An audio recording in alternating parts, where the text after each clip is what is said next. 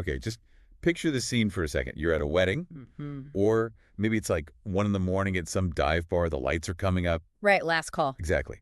Everyone's had a little too much to drink. The mood is messy but good. And then you hear that piano intro. You know the one? Oh, it's unmistakable. It is, right. Yeah. And within like 3 seconds, the entire room, Mm-hmm. your grandma, the college kids, the bartender, everyone is shouting along. Bye-bye, Miss American Pie. Yes. It's the ultimate sing-along. It feels like apple pie and Chevrolet and fireworks all wrapped up in one big catchy chorus. It feels wholesome. It's arguably the most communal song in the American canon. It creates this instant tribe. You feel like you're part of something. Exactly. It feels good. But today we are going to ruin that for you. Or maybe ruin is the wrong word. Okay, fair. We're going to dismantle it. Because I've been reading through this stack of analysis you sent over, and I have to say, I was skeptical. I always just thought, it's a tribute to Buddy Holly, but this is something else entirely. It really is. If you strip away the nostalgia and you really look at the mechanics of the lyrics, which is what we're doing today, American Pie isn't a warm look back. It's a disguise. A disguise for what, though? To me, it just sounds like a guy missing the music of his youth. And that's what it wants you to think. But the core argument in this deep dive is that the song is really about suppressed memory. It's about the total failure of institutions to protect us. The loss of safety. The loss of safety. The thesis here is that the song itself functions as a mask, that catchy rhythm, that iconic chorus. That's not a celebration. It's a mechanism to make irretrievable harm palatable. Wait, so you're saying we're all dancing around and singing along to a trauma response? Basically, yeah. We are going to strip away that upbeat tempo and look at these lyrics as a map of a psychological rupture. So this is less music appreciation and more like an autopsy of a memory that went wrong. That's a good way to put it. Okay, I'm ready. Let's unpack this. Because I've sung this song 1,000 times, and psychological rupture never crossed my mind. But looking at your notes, it starts right at the beginning. A long, long time ago. A long, long time ago. Now, on the surface, that's a fairy tale opening, right? Once upon a time. Yeah. But think about the psychological weight of that phrase. It establishes distance. Well, sure. It's about the 50s. It's a long time ago. But it's not just time. It's emotional distance. When someone goes through something catastrophic, they push it back. They bury it so deep it feels unreachable. Okay. So a long, long time ago signals that the narrator is separating himself from the event. It's how you talk when you're trying to detach from something you can't quite process. And then he says, I can still remember how that music used to make me smile. That's the hook. And the key there is used to.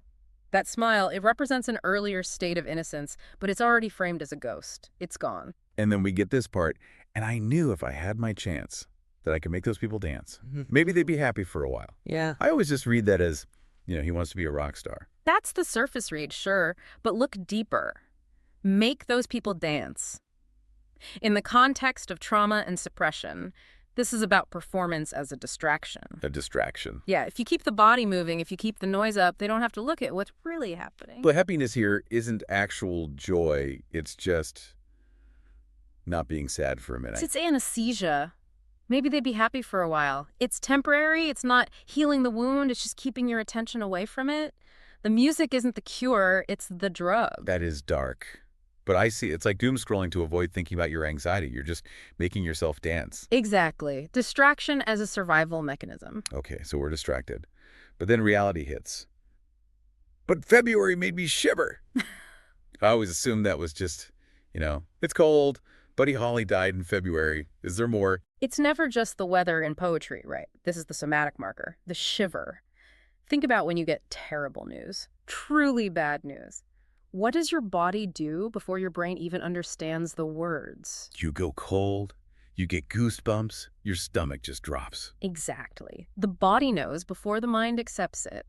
February made me shiver is that specific moment of physical rupture. It's the shock hitting the nervous system. And then we get the delivery method. With every paper I deliver. The paper boy, it's such a classic American image, but look at the wording. Every paper. Information is circulating, but it's fragmented. The truth is being broken into pieces, delivered door to door. But never assembled into a whole picture. And then, bad news on the doorstep. That's the violation. Violation, how so? Well, think about your home. The doorstep is the boundary between the outside world and your safety. When the bad news is on the doorstep, The harm is no longer abstract. It's invaded your private space. It's breached the perimeter. It has, and the reaction to that invasion is, I couldn't take one more step. Paralysis. Total paralysis. See, I always thought he was just sad. Like, oh, I'm too sad to keep walking. But you're saying it's shock. It's the moment when knowing becomes too heavy to move. The weight of the truth physically stops him. And then comes the line that I think is one of the most disturbing in the whole song.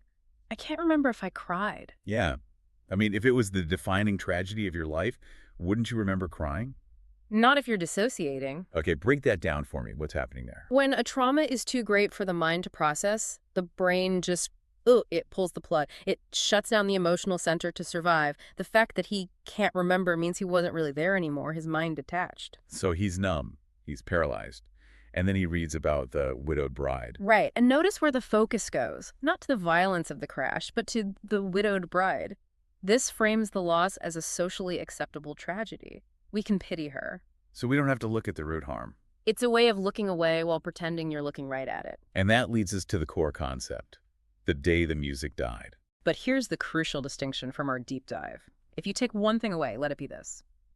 The day the music died is not about the loss of sound. It's not about catchy tunes. It's deeper. It is the loss of safety. It's the end of the feeling that the world makes sense. It's the moment the bubble popped. Which brings us to the chorus. The part we all scream, bye, bye, Miss American Pie.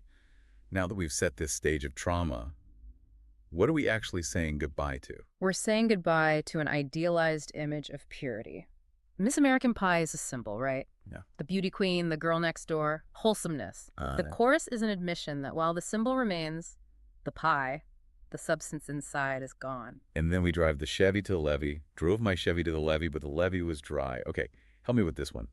In my head, a levee is just a place, a hangout spot. That's how we hear it. But think about what a levee actually is. What's it for? To stop floods. It's a wall. Exactly. It's a protective barrier. It's infrastructure designed to keep chaos out. So if you drive to the levee seeking safety and the levee is dry, what does that tell you? That it's not working. Or there's no water. It means the institution is empty. The structure that was supposed to hold back the flood is hollow.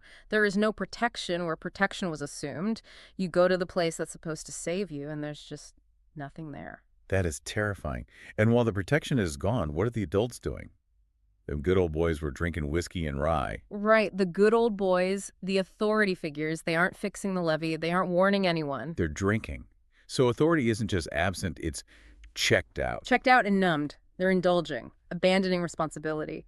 And then the most chilling part of the chorus, the line we all sing with such joy, singing "This'll be the day that I die." We just repeat it over and over.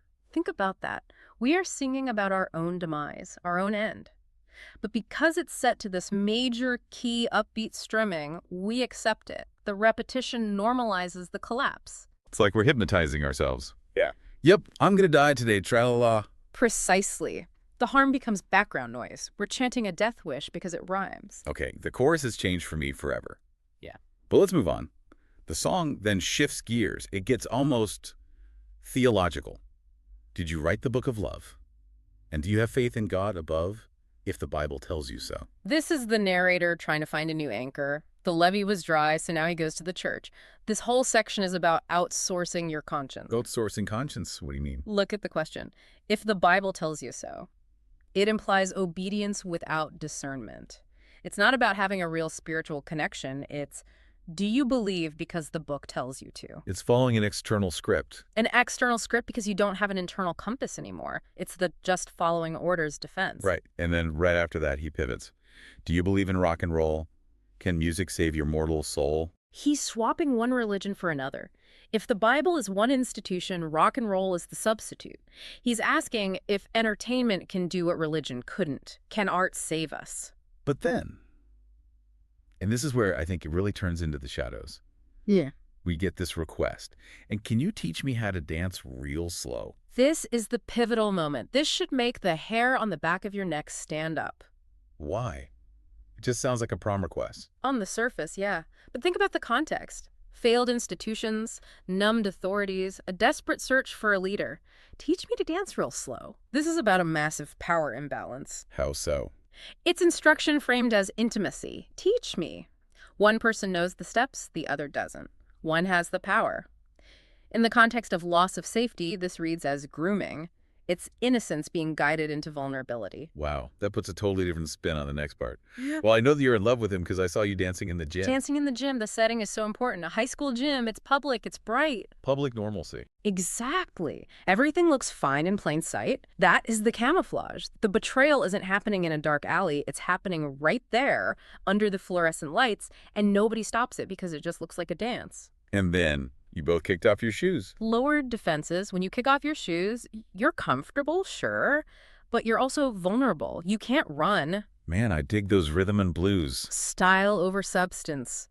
He's watching this happen, watching the shoes come off, watching the slow dance, and he's distracted by the music. He's admiring the aesthetic while the trap is snapping shut. Which brings us to the lonely teenage Bronson Buck.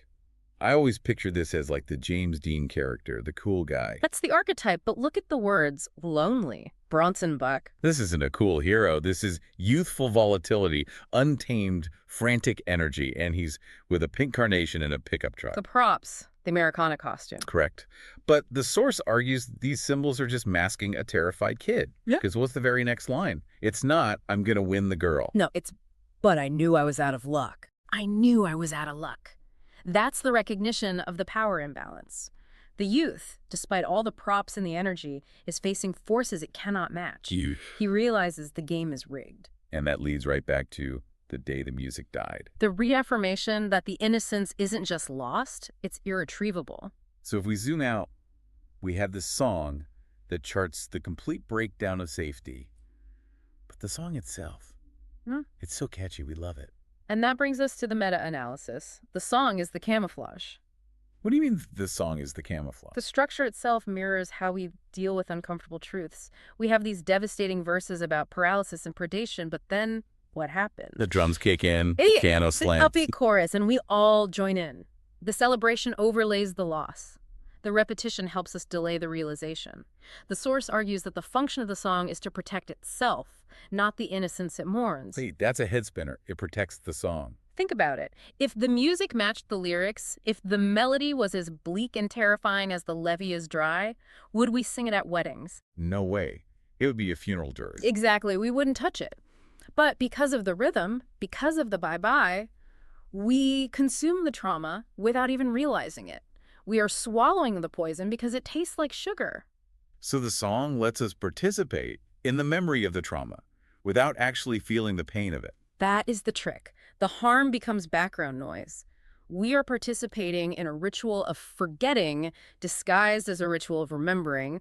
We think we're honoring the good old days, but really we're just celebrating our ability to ignore that the levee broke a long, long time ago. That is profound and kind of Yeah. terrifying. It changes everything about those good old boys. Yeah. They aren't having a good time. They're dissociating, and we're right there with them raising a glass. We are the chorus. We are the ones normalizing the collapse. Okay, let's just recap this journey because I feel like I need to sit with this. Yeah. We started with February made me shiver. The somatic shock. Yeah. The physical rupture. We went to the dry levee, the empty institutions that were supposed to save us. The failure of safety.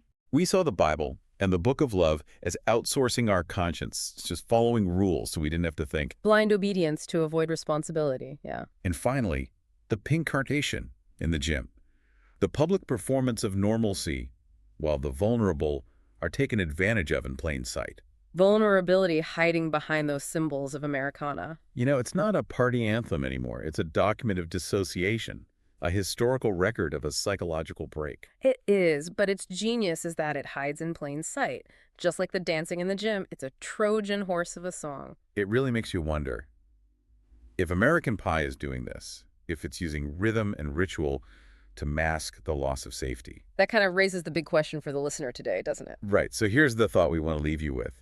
If this song is a mask, what other anthems or cultural rituals are we participating in right now? Exactly. What other songs, what other traditions are we engaging in that feel good and nostalgic, but are actually just celebrating our own inability to process harm? What else are we singing along to? Just so we don't have to face the silence. Are we singing to remember, or are we singing so we can forget? Something to think about. Something to think about the next time you're driving your Chevy to the levee. Thanks for diving deep with us. Take care.